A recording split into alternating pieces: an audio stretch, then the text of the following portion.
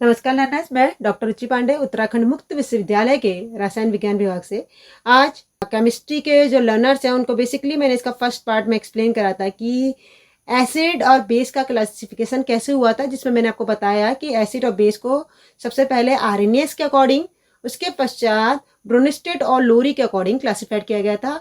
RNS के according जो species H+ ion present करती है उसे हम एसिड कहते हैं, और जिसमें OH- आयन होते हैं उसे हम बेस कहते हैं।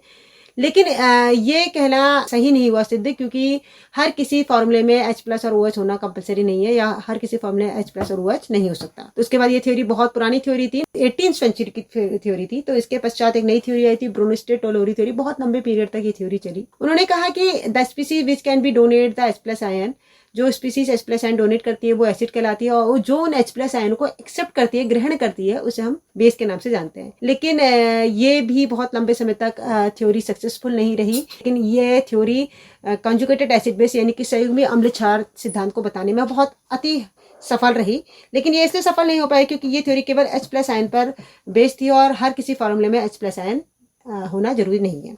उसके पश्चात एक नई थ्योरी आई जिसको आज हम एक्सप्लेन करेंगे, लुईस सिद्धांत। लुईस का सिद्धांत 1923 का सिद्धांत है। इसके लुईस के अनुसार अम्ल इलेक्ट्रॉन युग्म स्वीकर्ता होते हैं, और लुईस के अनुसार क्षार इलेक्ट्रॉन युग्म दाता के रूप में माने गए हैं। यानी कि एसिड इलेक्ट्रॉन एक्सेप्टर, और बेस क्या होता है? बेस क्या होता है? Electron donor. एसिड, अब इलेक्ट्रॉन एक्सेप्टर बोला तो ये थ्योरी किसके बेस थी? ये थ्योरी बेस थी इलेक्ट्रॉनों पर। यानी कि ऐसी थ्योरी जो इलेक्ट्रॉनों पर बेस है, उस थ्योरी को हम कौन सी थ्योरी कह सकते हैं?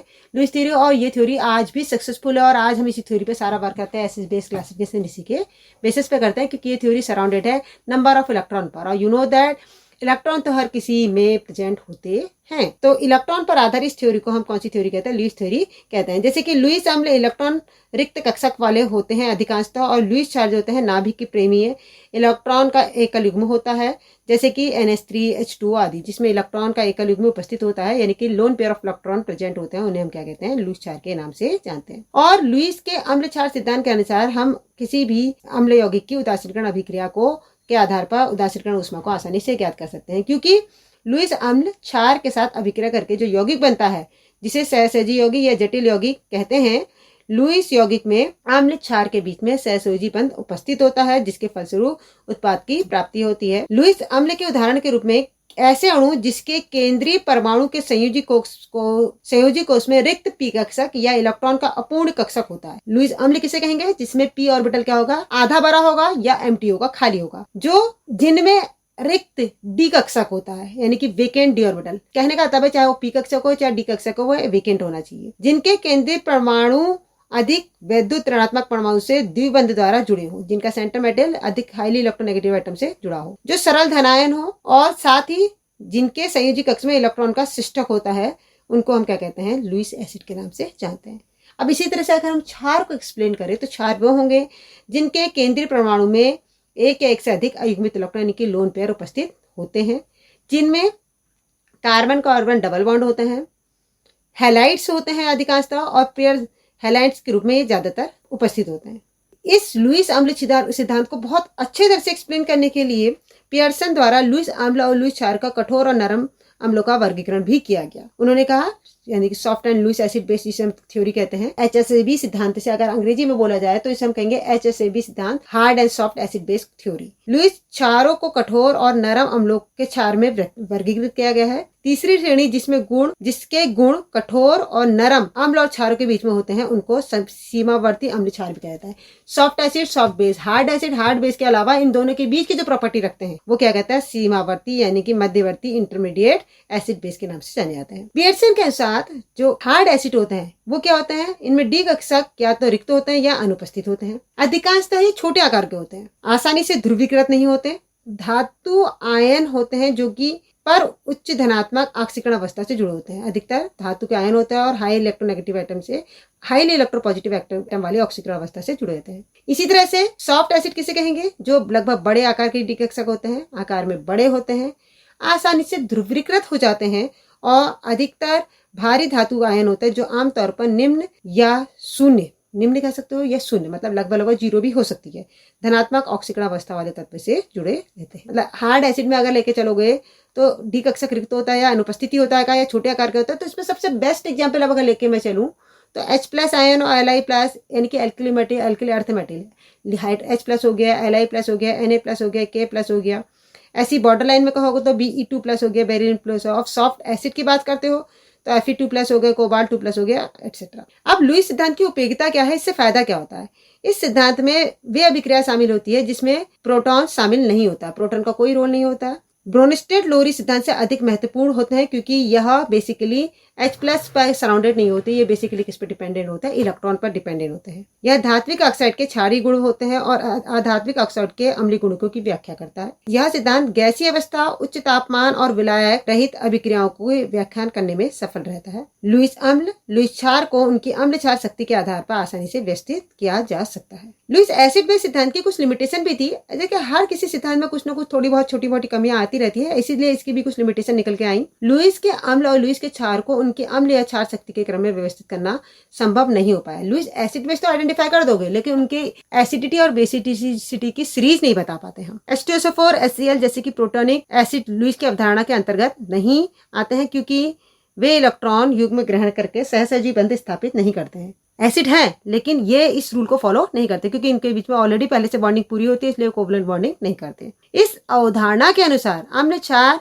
अभिक्रिया तीव्र होनी चाहिए, लेकिन गतिज कारकों के कारण कई अभिक्रिया में वास्तविक रूप से ऐसा नहीं होता है। कई काइनेटिक रिएक्शन में अभिक्रियाएं तेजी से नहीं होती, बहुत स्लोली होती हैं। लुईस अम्ल द्वारा उत्प्रेरक अभिक्रियाएं सामान्यतः प्रोटोनिक अम्ल के द्वारा उत्प्रेरित नहीं होती है। तो ये लुईस का सिद्धांत था जो कि कई चीजों को सेटिस्फाई नहीं कर सका क्योंकि हर सिद्धांत में कुछ ना कुछ कमियां निकल के आती है। इसी तरह से लुईस सिद्धांत में भी कुछ कमियां निकल के आई। लुईस एसिड बेस सिद्धांत फाइनल यही सिद्धांत पर आजकल हम केमिस्ट्री में सारे थ्योरी फॉलो करते हैं, लेकिन एक सिद्धांत और 1939 में आया है जिसे हम कहते हैं स्टोनविच सिद्धांत, जिसमें अम्ल कोई रासायनिक पदार्थ है जो कि क्षार के साथ अभिक्रिया करता है। ये कहता है कि अम्ल वो पदार्थ है कि जो कोई एक रासायनिक पदार्थ है, कोई भी हो सकता है, जो रासायनिक क्षार के साथ रासायनिक अभिक्रिया करता है, धनायन त्यागता है, ऋणायन को ग्रहण करता है। इसी तरह से वो कहता है कि क्षार एक ऐसा पदार्थ है जो अम्लों के साथ रासायनिक अभिक्रिया करता है। यह ऋणायन यानी कि इलेक्ट्रॉनों को त्याग करता है और धनायनों से जुड़ता है। कहने का मतलब है सभी ऑक्सीकारक अम्ल होता है और अपचायक क्षार होते हैं, क्योंकि बाद में ऑक्सीडेशन रिडक्शन थ्योरी फॉलो होने लग गई थी। तो ऑक्सीडेशन रिडक्शन थ्योरी को लेते हुए स्टोविच ने एक सिद्धांत दिया। उसने कहा सभी ऑक्सीकारक जो होते हैं अम्ल होते हैं और अपचायक पदार्थ क्या होता है, क्षार होता है। कहने का मतलब इसको ऐसे ले सकते हैं जैसे हम किसी चीज को हम एसिड और बेस को हम कहते हैं इलेक्ट्रॉन की डेफिशिएंसी वाला एसिड और एक्सेस वाला इलेक्ट्रॉन के रिच वाला हमने क्या कहा, बेस है। लुईस की थ्योरी यही कहती है। लेकिन स्टोविच कहता है कि जो बेस के साथ रिएक्शन करता है वो एसिड है। हाँ ठीक है, वेल नोन है, एसिड बेस के साथ ही रिएक्शन करेगा। लेकिन वो कह रहा है कि अगर ऑक्सीडेशन रिडक्शन थ्योरी की अगर बात करें तो ऑक्सीकारक पदार्थ जो होते हैं अम्ल होता है और अपचायक पदार्थ क्या होते हैं, क्षार के रूप में जाने गए हैं। जैसे कि एक ही फॉर्मूला में मेरे दिमाग में भी आ रहा है, जैसे कि Fe2+ में से एक इलेक्ट्रॉन निकल जाएगा तो वो Fe3+ में कन्वर्ट हो जाएगा। तो Fe2+ क्या हो जाएगा, बेस हो जाएगा। Fe2+ क्या हो जाएगा, बेस हो जाएगा। ठीक है, क्योंकि वो Fe2+ से Fe3+ में कन्वर्ट हो रहा है, यानी कि इसका ऑक्सीडेशन हो रहा है, तो खुद कैसा पदार्थ है, रिड्यूसिंग एजेंट। और Fe3+ किसकी तरह काम करेगा, एसिड की तरह। एक ही फॉर्मूले में अगर वो 2+ के रूप में है तो वो किसकी तरह काम करेगा, 2+ है, यानी कि 2+ से 3+ में चेंज हो रहा है, 2+ से 3+ में चेंज हो रहा है, यानी कि ऑक्सीडेशन हो रहा है, तो खुद रिडक्शन की तरह काम करेगा तो वो एसिड हो गया। रिडक्शन की तरह काम करेगा तो बेस हो गया, और ऑक्सीडेशन की तरह काम करेगा तो क्या होगा, एसिड हो गया। यह धारणा इसलिए सक्सेसफुल है, थोड़ी बहुत सक्सेसफुल इसलिए है क्योंकि इससे हम द्विधारिक हाइड्रोजन यौगिक की अम्लता और क्षारकता को ज्ञात कर सकते हैं। में पॉजिटिव चार्ज आयन के रूप में उपस्थित होते हैं, उनकी एसिड बेसिसिटी को हम इजीली फाइंड आउट कर सकते हैं। जैसे कि अगर हम देखे चले Ka और Kb के मान जितने अधिक होते हैं अम्ल या क्षार उतने ही ज्यादा प्रबल होता है। इस थ्योरी के अकॉर्डिंग Ka और Kb यानी कि एसिड कांस्टेंट बेस कांस्टेंट की वैल्यू जितनी ज्यादा होगी, एसिड और बेस उतनी ज्यादा क्या होगा, स्ट्रांग होगा। बंध की प्रबलता जितनी अधिक होगी, हाइड्रोजन आयन उतना ही कम, हाइड्राइड आयन उतना ही अम्लीय होगा। समूह में नीचे की तरफ को जाने पर बंध की प्रबलता घटती जाती है और विद्युत ऋणात्मकता में परिवर्तन अधिक होता रहता है। यह आवर्त काल में बाएं से दाएं जाने पर विद्युत ऋणात्मकता में परिवर्तन, बंध शक्ति में परिवर्तन और बंध शक्ति में परिवर्तन अधिक होता है तथा साथ ही विद्युत ऋणात्मकता का रुझान अम्लता के रुझान की तरफ को निर्धारित करता है। यानी कि कोई भी तत्व जितना ज्यादा हाईली इलेक्ट्रोनेगेटिव होगा लेफ्ट टू राइट जाने पर, वो उतना ही ज्यादा एसिडिक स्ट्रेंथ को शो करेगा इस थ्योरी के अकॉर्डिंग। किसी भी एलिमेंट की, किसी भी कंपाउंड की एसिडिक स्ट्रेंथ को फाइंड आउट करने के लिए ये थ्योरी सक्सेसफुल रही कि कोई भी एलिमेंट जितना ज्यादा हाईली इलेक्ट्रोनेगेटिव होगा उतना ही ज्यादा क्या एसिडिक स्ट्रेंथ शो करेगा। अगर मेरे सामने एक एग्जाम्पल रखा है, एक CH4 और दूसरा रखा है HF। तो HF is fluorine is the highly electronegative. और तीसरा ले लेते हैं H2। तो H2O भी H2O में O हाईली इलेक्ट्रोनेगेटिव और F हाईली इलेक्ट्रोनेगेटिव है। इलेक्ट्रोनेगेटिव एलिमेंट है ना, तो फ्लोरीन हाईली इलेक्ट्रोनेगेटिव हो गया पहला, तो हाईली एसिडिक होगा। दूसरे नंबर पर ऑक्सीजन हो गया, तो सेकंड नंबर पे वो होगा। और थर्ड नंबर पर CH4, क्योंकि इसमें इलेक्ट्रोनेगेटिविटी नहीं है। तो ये थ्योरी किसी भी एसिड और बेस की एसिडिक स्ट्रेंथ और बेसिक स्ट्रेंथ को बताने के लिए क्या रही, सक्सेसफुल रही, क्योंकि स्ट्रेंथ को फाइंड आउट करने के लिए हम इसी थ्योरी को हम ओबे करते हैं, और इसी को ओबे करते हुए हम आज भी एसिड बेस सीरीज को एक्सप्लेन करते हैं। अगर इसी तरह से हम बेस के मामले में बात करें, तो इस प्रभाव के कारण अम्ल क्षार की प्रबलता को तो बढ़ाया जाता है, लेकिन साथ साथ हम प्लस आई इफेक्ट के बेसिस पे बेस की बेसिक स्ट्रेंथ को एक्सप्लेन करते हैं।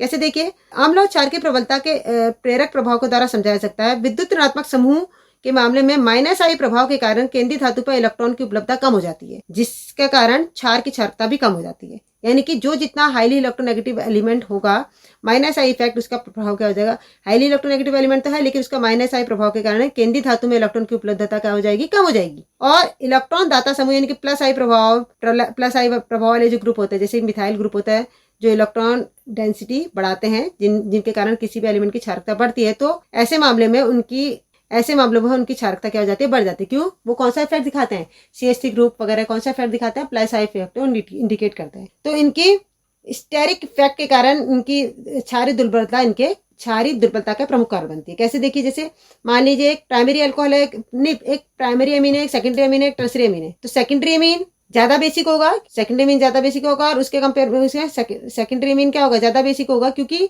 सेकेंड अमीन में क्या है, 2 मिथाइल ग्रुप है, वो कौन सा इफेक्ट डेवलप कर रहा है, प्लस आई इफेक्ट। और प्राइमरी अमीन में कौन सा है आपका, एक ही है। तो इसके कारण हम प्लस आई इफेक्ट के कारण भी हम इसकी क्या होते हैं, बेसिसिटी या एसिडिटी स्ट्रेंथ को हम क्या कर सकते हैं, फाइंड आउट कर सकते हैं। तो ऐसे तो कई तरीके हैं किसी भी एसिड और बेस की एसिडिटी और बेसिसिटी को फाइंड करने के लिए। तो ये कुछ थ्योरीज थी जिसको मुझे आपको बताना बहुत जरूरी था। ये सेकंड पार्ट था आपका। फर्स्ट पार्ट आपने सबसे जो मेन थ्योरीज थी, आरएनएस थ्योरी, ब्रोनस्टेड लोरी थ्योरी, और आज हमने थर्ड थ्योरी पढ़ी, लुईस थ्योरी के बाद में थोड़ा सा आपको ये बताना सही समझा कि स्टेनोविच का सिद्धांत भी एसिड बेस की एसिडिटी और बेसिसिटी को इंक्रीजिंग और डिक्रीजिंग ऑर्डर में एक्सप्लेन करने के लिए क्या रहा, सक्सेसफुल रहा। एसिडिटी की बेसिक स्ट्रेंथ को हम स्टेनोविच सिद्धांत के अनुसार एक्सप्लेन करते हैं। आशा करती हूँ आपको ये जानकारी पसंद आई होगी। धन्यवाद।